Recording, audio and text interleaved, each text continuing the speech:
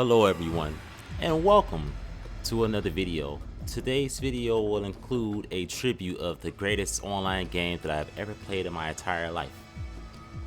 But first, I think it's fair that we start off with a trailer so you can get the gist of what exactly this game was about.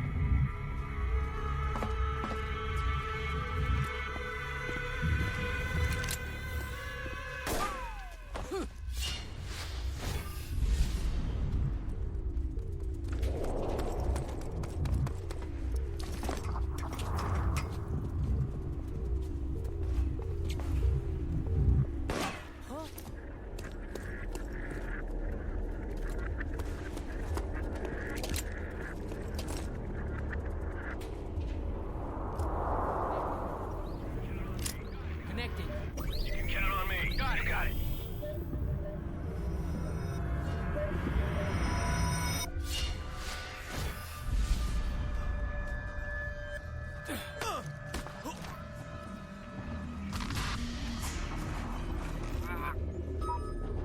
What? You still alive? Huh?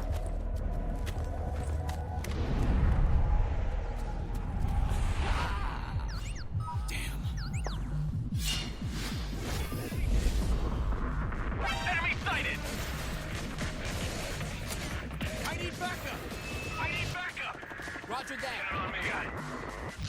Go. Grenade. I've got you covered. Got it. Clear. Awesome. Good work.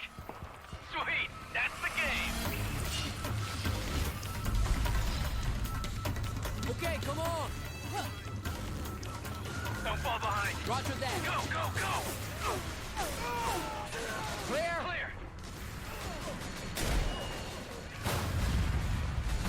Hey, cover me. The enemy there. Nice. Stay together, people. Count Roger on me. that. It's the enemy. You got it. I need backup. Reload. I'm right behind you.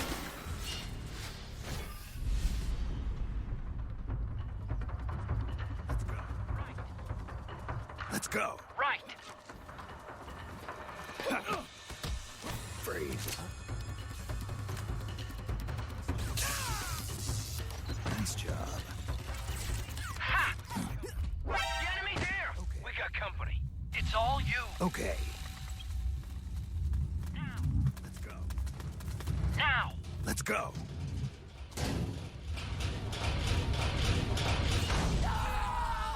Nice.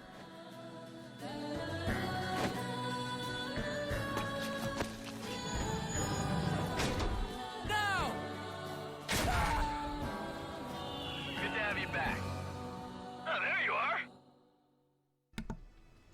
And so that was a trailer of the game that we're going to be discussing today, which is Metal Gear Online, the second version precisely. There was already a Metal Gear Online that was released on a PlayStation 2 as part of Metal Gear Solid 3's subsistence version of the game. And so here today we're talking about Metal Gear Solid 4 Guns of the Patriots, the online portion of that game.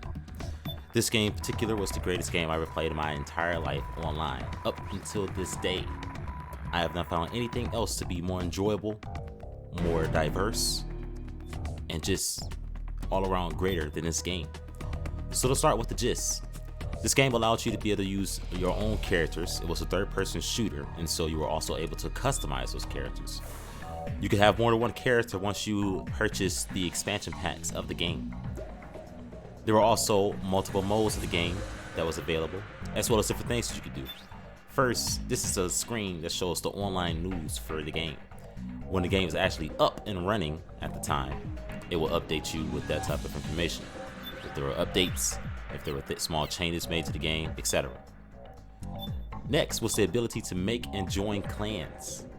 And once you join those clans, you can also have a clan emblem that would distinguish you from other people. The next thing that was pretty great about this game was the appearance and the fact that you were able to fully customize your characters with various clothing items. Some clothing items in the game you were only able to get if you won tournaments, which were in-game tournaments that were inside the game itself, which we'll get to later. But that was one of the things that added incentives to the game overall, and which kept people coming back for more. Since there were ways of getting different clothes, you had to get what are called reward points. And you get those reward points by logging into the game every day. I believe you get 50, but the largest bulk of the points will be made available to you if you were to participate in tournaments or another mode called survival, which we'll get to in a second. The different modes that were available in the game were free battle, which allows you to just play various modes such as team deathmatch, etc. Training, which obviously allows you to train to get better, either by doing it by yourself with dolls and such, or in an actual combat training lobby. Survival was the mode that I talked about that gave you reward points if you won in consecutive matches.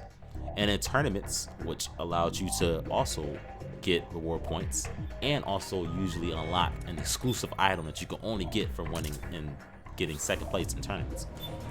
Now here's an example of what it would look like if you were in a free battle lobby. And this is how it would look if you were in a trading lobby. As you can see, like I mentioned before, you can do solo training, novice training, which would give you the buttons and explain the game itself, and then combat training. But now to kind of explain the game in more detail, we're going to get to solo training. And as you can see, you can use multiple characters than just your own character, which I'll go into detail later on. But for now, let's just pay attention to the actual gameplay of the game. So if you never played Metal Gear Solid 4 Guns of the Patriot story mode in general, this is a third-person shooter, tactical shooter, if you will. And so there were different means of engaging in combat, which we'll get into in a second. But first, obviously you can use your own gun, over-the-shoulder camera, right? L1, R1 were ways of shooting. And circle would be reload. Since it's a third-person shooter, headshots were very crucial to being actually great at the game. You had physical health and stamina, so you could either stun your enemy or kill them. And there were different means of combat. As you can see, they were hand-to-hand. You could do throws, which you could chain to something else, like a stun for the knife or a kill with the knife. And then, depending on the character's skills that you had equipped at the time, you could advance that combat even further. So here's an example. As you can see, I had the skill CQC in Blaze 3. This will allow me to do an actual CQC hold, close quarters combat hold, which I can use to chain into something else. So I can either choke the person out, as you see here, or I can chain by slamming the person down in reverse and then getting a headshot with a stun gun, if you're able to do that. Or with the certain skills, I could have slit the person's throat.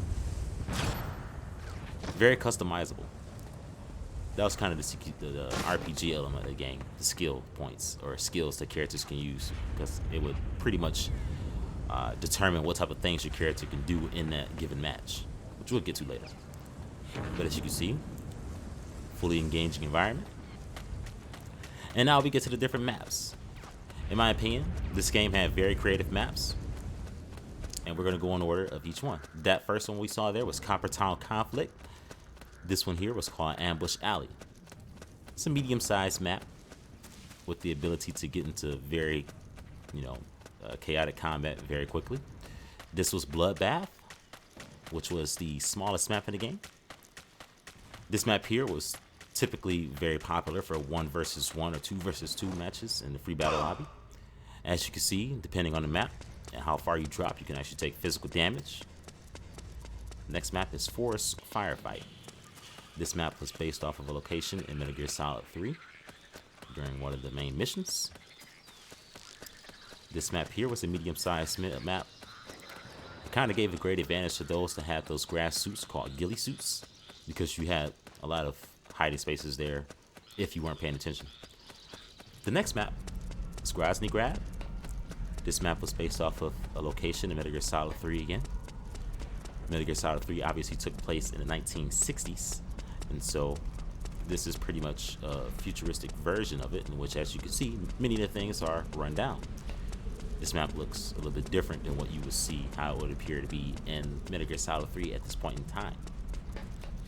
But this is a medium to long range map, so there's a lot of room for combat. The next map was not based off of any game, but just made for the online mode specifically in this game. This was called Hazard House. This is a medium-sized map again. Plenty of spaces to go. Different levels of the map. The next map is Icebound Inferno. This map here was based off of Metal Gear Solid 3. Specifically, the outside / inside portion in which you can access the command towers, as you can see there at the top. But this is something you only know if you play Metal Gear Solid 1. It also included dynamic weathering, because as you can see, the snowstorm limited visibility by a lot, and then sometimes it would clear up. But that's what made that map interesting. The next map here is Midtown Maelstrom, which was a medium-sized map. One of the go-to maps for a sneaking mission, which is a mode that included team deathmatch with Snake in the mix, which we'll get to later. That was based off of Metal Gear Solid 4's map, specifically the first chapter. The next map is Outer Outlet, another map that was made specifically for this game. Not based off of anything, just the online portion of this game itself, which came in one of the expansion packs, the very last one, Seen. This map was also pretty cool. And moving on to the next map, we have Hazard House. Or not Hazard House, but this is Ravish Riverfront, excuse me. This map here was based off of the Eastern European chapter of Metal Gear Solid 4. Medium map with a lot of room to go, different levels, and 2 specific towers that snipers can go on and camp as they overlook the entire map.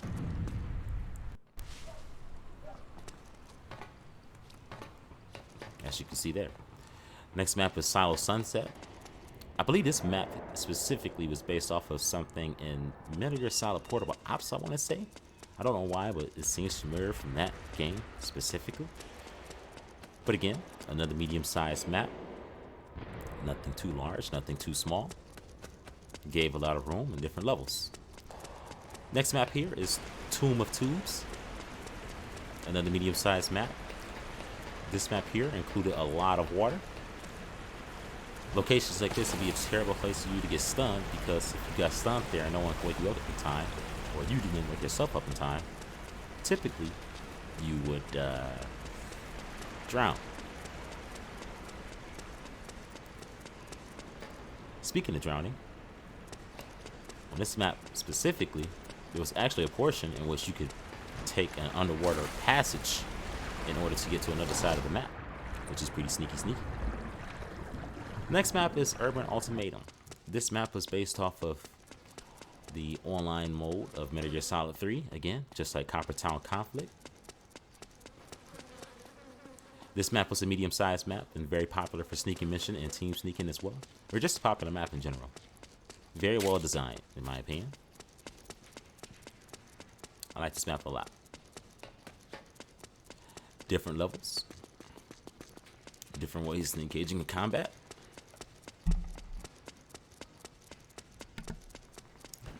The next map here is Virtuous Vista.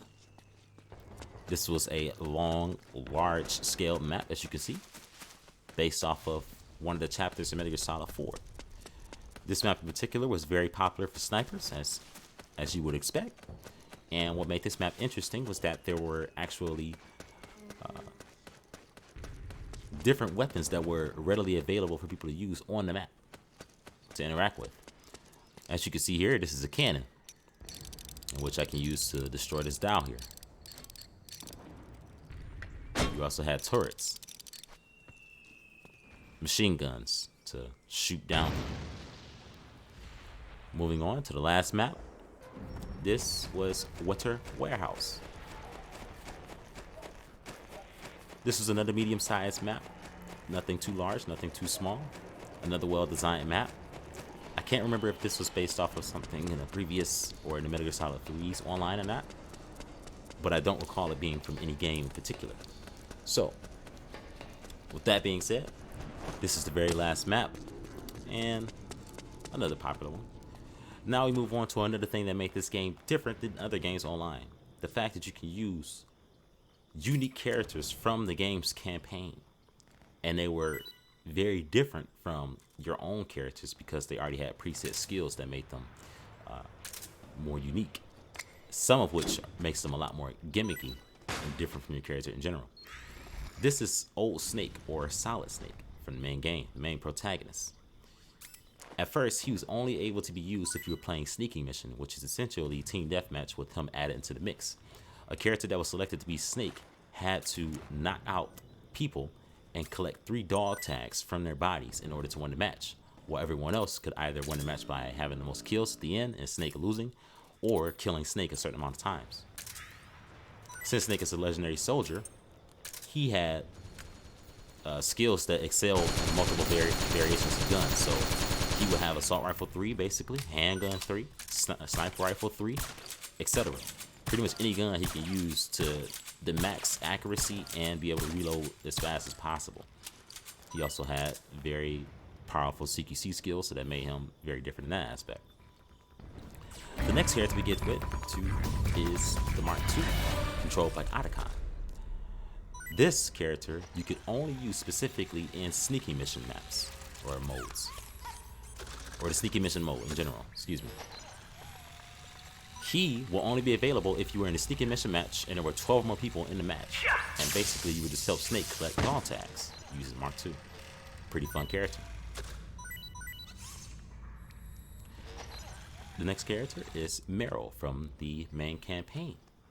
Meryl was a character that was great in handgun combat, so her handgun skills are the highest in the game. And on top of that, she was very great as a support character. Her character was able to spot somebody that was aiming at her through the SOP system. She would be able to wake her teammates up with just one tap. As you saw in the trailer, usually would take more than one tap. She did it in just one. I believe if she was standing near her teammates and her stamina was down, she can actually recover the stamina by standing next to them and doing her salute pose, I believe. As well as many other things. And as you can see here, she had access to a specific reload animation. Rather than actually reloading the gun itself, if she was using her special Desert Eagle and a regular Desert Eagle, she could just swap between the two, which was something only exclusively available to her and only her. No other online game you know can do things like that, huh? You all right, soldier? Exactly. Eye contact. Not a one. Eye contact. Eye contact. The next character is Johnny, or Akiba. Like Meryl, he also could equip or unequip a mask. He had weapons that were exclusively available to him, just like Meryl. Meryl was the special Desert Eagle. He has that special sniper rifle and the XM8 compact version of the gun. His gimmick was that he was able to disarm traps from a certain distance away, as well as the fact that he cannot do CQC at all. So if you tried to grab someone, you would just miss, because he sucked at CQC. So the best you could do is that. Another thing is that, based on the story mode, he's not linked to the SOP system, and he's a nervous wreck. So as you can see, if he attacks his teammate, starts being vulnerable and going to the ground. And another thing is that if you got 3 kills in a row with Johnny, he would literally poop his pants, which obviously made it very easy for someone else to kill him. But if they did not, and he finished the animation, he could use the smell of the poop to incapacitate his enemies and then attack them. The next character is Liquid Snake Ocelot. He was another character just like Snake, obviously, that excelled in combat. So his CQC skills are off the charts, and his gun skills are off the charts. He also had the ability to use the Guns of the Patriot system, which if he aimed at a person and shot them, they would not be able to use their weapon. It would be locked based off of what happens in the story mode. As you can see, he has a very specific CQC combo that would instant knock out anyone that he finishes off, unlike other people. He also had an exclusive stun knife animation. Instead of doing a slit the throat animation, it would stun him. And he had a specific gun or pistol that he could use as well. which was a one-shot kill for the most part if you shot him in the head. Almost had me there. And finally, he could also do this animation here by holding R2, and that will completely stun the person, which allowed for him to do whatever he wants, either knock him out or kill him or both. The next character is Mei Ling. Mei Ling is another character from the story mode. With her pose, which is usually just a salute, hers will be able to charm and distract that specific enemy or teammate that was too close. I guess because of the cuteness. Prepare to fire. Unlike all the other characters in the game, she is not actually a combatant. So, in order to use a primary weapon with her, the only thing that she can use is her St. Missouri cannon.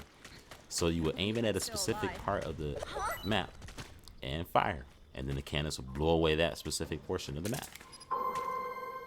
She can use a sonar gun to locate enemies, which would be great for teammates, but just not that great for her.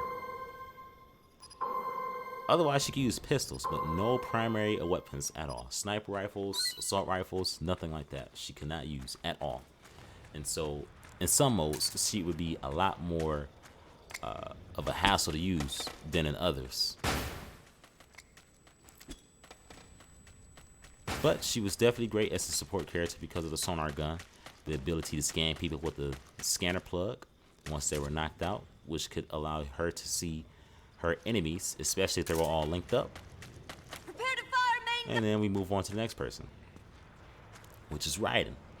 Now we get to the point where you could say these last two people are arguably the most fun characters to use in the game. Raiden is able to see traps on the map if his visor is on, but if not, he would not be able to see it, just like regular people. Unless, of course, you actually saw it in person. As you can see it before it even pops up right away. Raiden was equipped with a high frequency blade sword, right? And so that allowed him to deflect bullets, which was great. It made it difficult for people to kill him. Up front, obviously. He could reach high distances like that where you would normally need a boost from a teammate. He could just do it himself. And he could use a throwing knife as well as a pistol. Those are weapons that he were equipped with. Since Raiden was great in physical abilities, he wouldn't take damage from falling, as you saw there, and his running skill is the fastest in the game, along with the next person, which you'll see is Vamp. So instead of having Runner 3, they have whatever the next runner is, which is maybe Runner EX or Runner 4, whatever. So they were the fastest characters in the game. He could also stun with the sword as well, by attacking with the blunt side of the weapon. And you could either slice or stab each person. Raiden also had a specific punch kick combo exclusively available to him, which was that spin there. Now my R1 button was messed up, I guess, so I can't actually hold it, but you can actually hold it to keep the loop going. That was close. Raiden has a specific salute pose that he is able to use, which is pretty cool, since he's a samurai now, or a ninja now, I should say. Salute. And another thing that makes this game unique is the different ways of communicating. You can either use voice chat, text chat, or if you're on the same team as another person, you can use different codec messages to make your actual character talk and communicate messages to the teammates. Now, Raiden was also available on Metal Gear Solid 2, and he was able to use guns, which you can still use now if you steal it from an enemy. And the last unique character is Vamp. Like Raiden, Vamp has something that allows him to somewhat dodge bullets, which his is a bullet dodge instead of deflection, since he doesn't have a sword. But the bullet dodge is also pretty useful as well, if used properly. Since Vamp and Raiden both excel in blade combat, they both have access to the slit throat animation once you grab someone. Like Raiden, Vamp can either stab or slice a person into death. And his physical prowess is also very high as well, so he can fall down from high lengths without taking any damage. He could also reach a higher location that would normally need a boost from a teammate by himself. And he has that insane speed that I talked about before.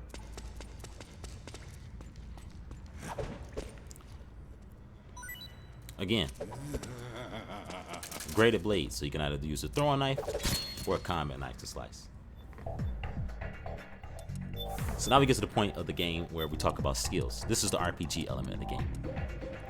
like I said, depending on what skills you have, would help or hinder what you were doing in a specific mode. So that was the thing that kind of made this game unique, because you only had 4 skill points to use at any given time. So you had to kind of pick and choose what thing you wanted to do or what skill you wanted to use depending on the mode you were playing, perhaps depending on who you were playing with. You never know.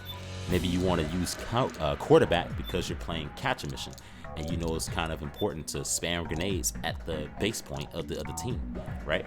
You can use quarterback to throw further. You can use CQC to be able to do the CQC grabs that Snake and Ocelot can use.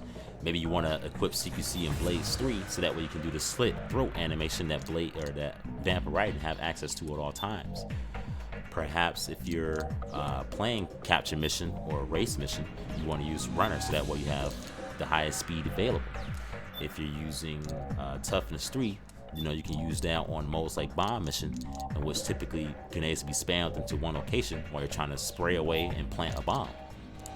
That's what made the game unique.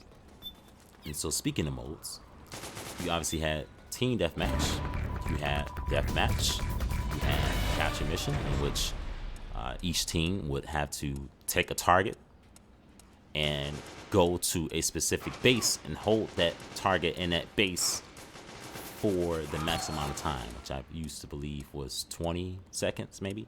I forgot. That was capture mission. You also had rescue mission, in which each team would either have to eliminate the entire team or be able to grab the target that was on the map and take it back to their base. They could win either of those ways.